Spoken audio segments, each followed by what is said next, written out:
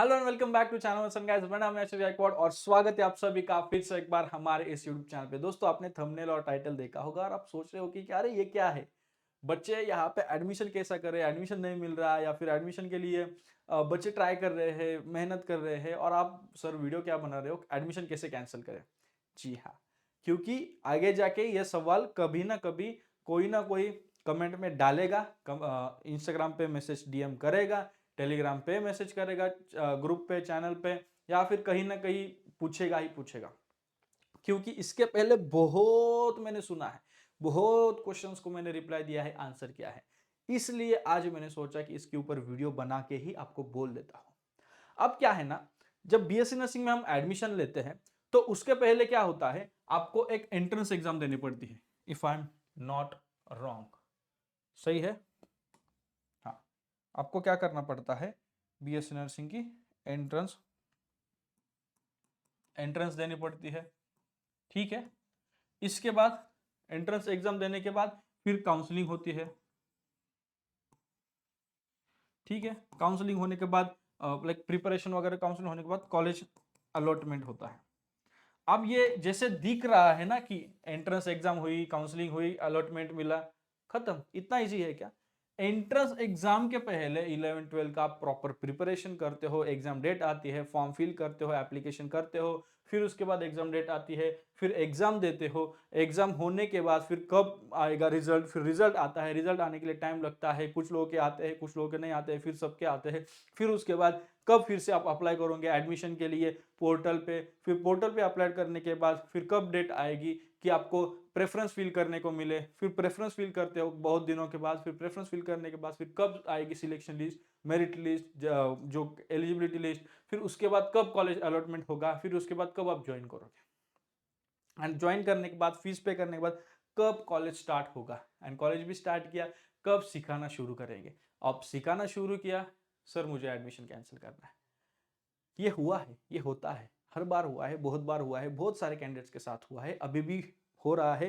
अगर मैं आपको दिखाने लगूँ तो बहुत सारे डीएम्स और बहुत सारे टेलीग्राम पे, इंस्टाग्राम पे मैसेजेस है कि सर आपकी तरफ से अगर होता होगा, आपकी जान पहचान है, प्लीज करिए ना, कुछ तो करिए। नहीं होता है भाई। जितना डिफिकल्ट कॉलेज में एडमिशन लेना है ना, उससे ज्यादा डिफिकल्ट है कॉलेज में एडमिशन को कैंसिल करना। ये चीज समझ लो। क्योंकि अगर एक सीट कॉलेज में आती है तो उसके लिए उस कॉलेज को बहुत मेहनत करनी पड़ती है, अपना स्टैंडर्ड बनाना पड़ता है, पूरे 2 साल 3 साल 4 साल इतने सालों का, ताकि वो स्टैंडर्ड बना रहे, कॉलेज जो बच्चे हैं वो कॉलेज को प्रेफरेंस दे और वहां पे जाके एडमिशन आए। एक सीट चले जाए ना, तो उस सीट को क्या मतलब, वो अगर आप एडमिशन कैंसिल कर लोगे तो वो सीट क्या ऐसे ही रहेगी, वैकेंट ही रहेगी। उस सीट के जगह पे अगर जो कॉलेज को फीस मिलने वाली थी, जो बेनिफिट कॉलेज को मिलने वाला था, वो चला जाएगा। और कॉलेज क्यों नुकसान चाहेगा अपना खुद का? नहीं चाहेगा।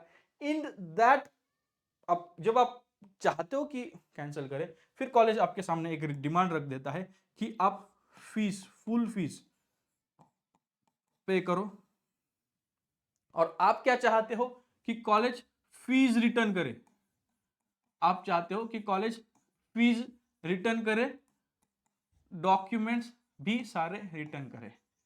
लेकिन ये कैसे होगा कि एक सीट जा रही है, उस एक सीट का नुकसान कॉलेज को हो रहा है, और बदले में आप चाहते हो कि जो फीस आपने दी है तो वो फीस भी कॉलेज आपको दे और आपके डॉक्यूमेंट्स भी दे। तो ये पॉसिबल नहीं होता है मैनेजमेंट पॉइंट ऑफ व्यू से। चाहे आपने मैनेजमेंट में एडमिशन लिया हो, चाहे आपने कहीं पे जो रिजर्व कैटेगरी, कॉन्स्टिट्यूशनल रिजर्वेशन के अंडर से आपने एडमिशन लिया हो, काउंसलिंग के थ्रू एडमिशन लिया हो, कैसे भी एडमिशन आपने लिया हो, कौन से भी कैटेगरी के थ्रू लिया हो, अगर आपको कैंसिल करना है तो कॉलेज का ये डिमांड होता है कि आप पूरी फीस पे करिए, फिर उसके बाद हम कैंसिल करेंगे। दूसरी चीज, एक बार आपका एनरोलमेंट हो जाती है, एक बार आपका नाम यूनिवर्सिटी में एनरोल हो जाते हो आप, फिर उसके बाद तो और भी मुश्किल हो जाता है। इसलिए कॉलेज स्टार्ट होने से 15 से 30 डेज में आपका एनरोलमेंट मैक्स टू मैक्स हो जाता है। कई बार कॉलेजेस में हो सकता है इससे ज़्यादा टाइम ले, बट यूनिवर्सिटी की डेट होती है, उस ड्यू डेट से पहले एनरोलमेंट करना पड़ता है। तो एनरोलमेंट की फीस अलग से होती है, अपने डेवलपमेंट फीस देने अभी पड़ती है, कॉलेज की फीस अलग, आपके हॉस्टल की फीस अलग, आपकी जो कैंटीन होती है उसकी फीस अलग, फिर आपके स्टडी मटेरियल हो या फिर कुछ स्टेशनरी हो उसकी फीस अलग, बहुत सारी चीजें होती है जिनकी अलग अलग फीस होती है। तो ये सब देना और एक आपका ये कि कैंसिल करना, तो वो कैंसिल होता नहीं है। हाँ, अगर आपको कैंसिल फिर भी करना है तो उसमें आपको क्या करना पड़ेगा पता है? आपको एक सीट की वजह, मतलब आपकी जो एक सीट है उस एक सीट की जगह एक और सीट देनी पड़ेगी। वो कैसे? कि अगर आप कैंसिल करना चाह रहे हो तो कॉलेज को लॉस हो रहा है, राइट? तो अगर आपके पास कोई ऐसा कैंडिडेट है कि जो वहां पे आ सकता है आपकी जगह पे, तो उस बारे में कॉलेज सोच सकता है। ध्यान से सुनो, उस बारे में कॉलेज सोच सकता है, ऐसा नहीं कि सोचेगा ही और होगा ही। अब मैं ये सोच सकता है क्यों बोल रहा हूं? क्योंकि कई कॉलेजेस ने ऐसा टिक कर दिया, मतलब ठीक है चलो आप जा रहे हो, आपकी जगह पे दूसरा कोई एडमिशन है, फीस वगैरह वो रिप्लेस नहीं करेंगे, डॉक्यूमेंट्स वगैरह वो कर देंगे, उस कैंडिडेट को एनरोल कर देंगे, जो भी बेनिफिट होगा वो बेनिफिट दोनों को होगा, जो नुकसान होगा वो नुकसान दोनों को होगा। कैंडिडेट्स को ही मैक्सिमम जो भुगतना पड़ेगा वो कैंडिडेट को भुगतना पड़ेगा, कुछ स्ट्रगल या फिर कुछ काम वगैरह कॉलेज को भी करना पड़ेगा। तो ये चीज है, तो ये कुछ कॉलेजेस एक्सेप्ट कर लेते हैं, कुछ कॉलेजेस नहीं। Declined, request is declined, directly declined, मुंह पे नहीं हो सकता। जाना है पूरी फीस भर लो, नहीं तो नहीं हो सकता। ये एक चीज हो सकती है। सेकेंड थिंग, एक और क्वेश्चन होता है कि एडमिशन ट्रांसफर हो सकता है क्या? तो देखो भाई, अगर आपको एडमिशन ट्रांसफर करना है ना, तो आपका कॉलेज, आपकी यूनिवर्सिटी और जिस कॉलेज में आपको ट्रांसफर करना है उस कॉलेज, तो आपको पहले तो आपको, ये आप हो, आपको कॉलेज और यूनिवर्सिटी और यहाँ पे एप्लीकेशन देना पड़ेगा कि मुझे यहाँ से ट्रांसफर करना है, ठीक है? और यहाँ से यूनिवर्सिटी से, इस कॉलेज से आपको परमिशन लेना पड़ेगा। अब क्या है ना कि अगर आप यहाँ पे जा रहे हो बट यहाँ पे भी तो सीट वैकेंट चाहिए ना, यहाँ पे भी तो सीट वैकेंट चाहिए। अगर यहाँ पे 50 सीट है और आप बोल रहे नहीं मुझे आना है, आना है, अरे कहाँ पे रखेंगे? सर पे बैठा के रखेंगे या फिर बाहर आप बैठोगे, मतलब जो कॉरिडोर होते हैं वहां पे बैठोगे? वहां पे भी तो सीट चाहिए। तो इस केस में अगर यहाँ का कैंडिडेट यहाँ पे आता है और यहाँ का कैंडिडेट यहाँ पे आ जाता है तो वो ट्रांसफर हो जाएगा। अब यहाँ पे होता क्या है कि आप यहाँ पे पढ़ोगे लेकिन आपकी स्कॉलरशिप यहाँ पे आएगी, यहाँ पे आप करोगे लेकिन एग्जाम वगैरह का जो भी चीजें आपकी यहाँ पे आएगी, तो वो सब कुछ ट्रांसफर कराना पड़ेगा। इसमें जो भी चीजें आप करते हो वो आप ही को, कॉलेज इनिशिएट नहीं करेगा। कॉलेज को बहुत तकलीफ होती है इस चीजों में, तो आपको ही एफर्ट्स लेने पड़ेंगे। हाँ, इसमें थोड़ा बहुत हेल्प आपको कॉलेज करेगा, बट मैक्सिमम आपको ही, आपके ही एफर्ट्स यहाँ पे लगने होते हैं। यूनिवर्सिटी के साथ जाना, यूनिवर्सिटी की तरफ जाना, चीजों को करना एंड ऑल। आगे फ्यूचर में जो आपका रजिस्ट्रेशन बनता है ना, उसके लिए ये बहुत मायने रखता है, बहुत इंपॉर्टेंट है कि वहाँ पे नीचे या फिर आपका जो डिग्री सर्टिफिकेट बनता है वहाँ पे कॉलेज का नाम मेंशन होता है, तो उसके लिए भी ये बहुत ज़रूरी है। सो जब आप सोचते हो कि कॉलेज एक तो एडमिशन कैंसिल करूँ या फिर ट्रांसफ़र करूँ, तो ये इतना ईजी नहीं है। इसलिए जब आप एडमिशन लोगे ना, तो एडमिशन के टाइम ही सोच समझ के पूरा स्टडी करके एडमिशन लो। आप पहले ही फिक्स करो कि मुझे कौन से कॉलेज में, कैसा कॉलेज चाहिए, कौन सी सिटी चाहिए। अगर आपको जो डिजायर्ड कॉलेज चाहिए ना, तो उसके लिए जो एंट्रेंस एग्जाम होगी ना उसमें अच्छा मार्क्स लेके आओ। और कॉलेज पहले, अगर आपका 12th हुआ है, एग्जाम हुई है, तो जो टाइम होता है ना उस टाइम में थोड़ा यहाँ वहां घूमते हो तो घूमो, बट कॉलेज देखो, कॉलेज को एक बार स्टडी करो कि कौन सा कॉलेज कैसा है क्या है।